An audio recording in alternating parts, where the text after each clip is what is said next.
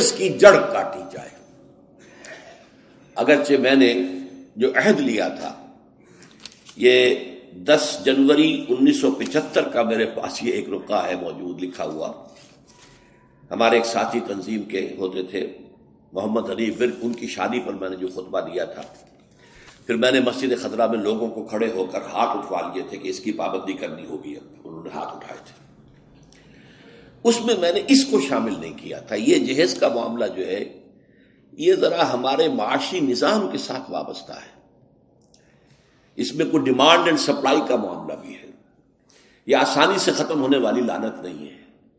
اس وقت ہم نے صرف ایک پابندی لگائی تھی کہ اس کی نمائش نہ ہو، بلکہ یہ ہے کہ آپ کو جو کچھ دینا ہے 2 دن پہلے بھیج دیجئے لڑکے والے کے ہاں، یا 2 دن بعد میں بھیج دیجئے، نمائش نہ ہو کہ غریبوں کو یہ احساس نہ ہو کہ فلاں کی بیٹی تو یہ کچھ لے کر گئی ہے اور یہ کہ میرے پاس کچھ بھی نہیں ہے دینے کے لیے۔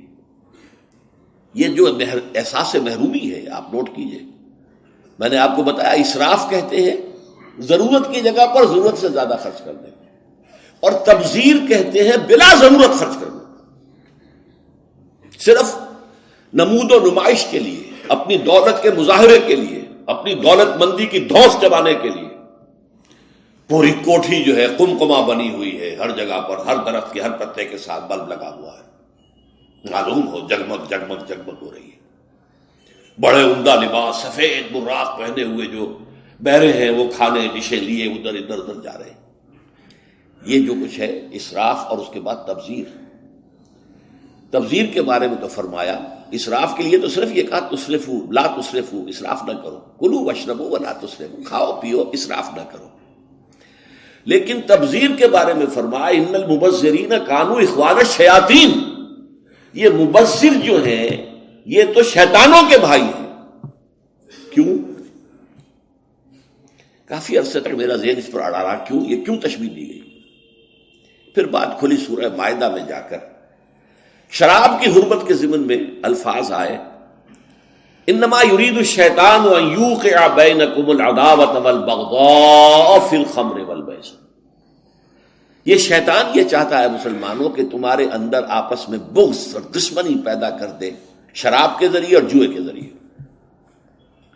شیطان چاہتا یہی ہے۔ اس شیطان کا حربہ لوگوں کے دلوں کو پھاڑ دینا، کلاس کانشسنس پیدا کر دینا، محرومین اور مترفین کے علیحدہ طبقے ہو جائیں، اور پھر لڑیں گے ٹکرائیں گے پھر۔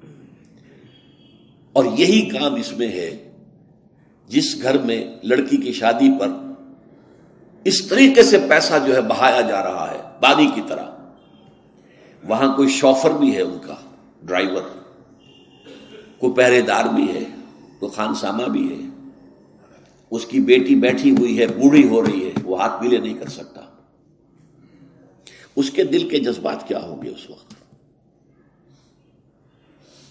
کیا یہ اور میں بھائی ہیں آپس میں؟ انما المومنون اخوۃ، یہ واز کہنے کی بات ہے، یہ سب ڈھکوسلے ہیں، انما المومنون اخوۃ، یہ ہم بھائی ہیں۔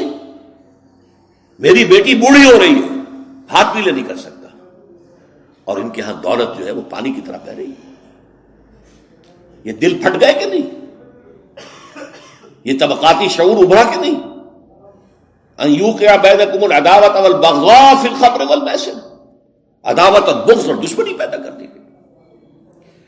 بہرحال 5ویں چیز میں عرض کر رہا تھا، جہیز۔ اس من میں چونکہ ایک بہت بڑا مغالطہ ہمارے ہاں لوگوں نے پیدا کر دیا ہے، حضرت فاطمہ رضی اللہ تعالی عنہا کے جہیز کا ذکر کر کے۔ اسلام میں قطعاً کسی جہیز کا کوئی تصور نہیں، جو میں کہہ چکا ہوں فلسفہ یہ ہے، لڑکی والے پر کوئی 1 پیسے کا بوجھ نہیں آنا چاہیے۔ حضرت فاطمہ کے جہیز کا معاملہ کیا تھا کہ ان کی شادی اس اعتبار سے یونیک تھی کہ لڑکی کے والد حضور اور لڑکے کے ولی حضور، حضرت علی کا اور کون تھا وہاں؟ اب حضور نے پوچھا، علی تمہارے پاس کچھ ہے مہر دینے کو؟ مہر تو دینا ہوگا نا، مہر تو لازم ہے۔ انہوں نے صاف ہاتھ چھاڑ دیے اپنے کہ میرے پاس تو کچھ بھی نہیں ہے. وہ تو فقراء صحابہ میں سے تھے، جیسا کہ میں نے آپ کو بتایا ابھی. ان کے پاس تو کوئی گھر بھی نہیں تھا. حجرہ بھی ایک انصاری صحابی نے انہیں دیا ہے کہ یہاں آپ اپنی بیوی کو رخصت کرا کے لے آئیں. کہ میرے پاس تو کچھ نہیں. فرمایا تمہارے پاس ایک زرہ ہوتی تھی کہ جی ہاں زرہ تو ہے. انہوں نے کہا اصل میں سمجھا کہ زرہ تو ایک ہتھیار ہے، جہاد کے لیے ہے، وہ کوئی دولت تو نہیں ہے.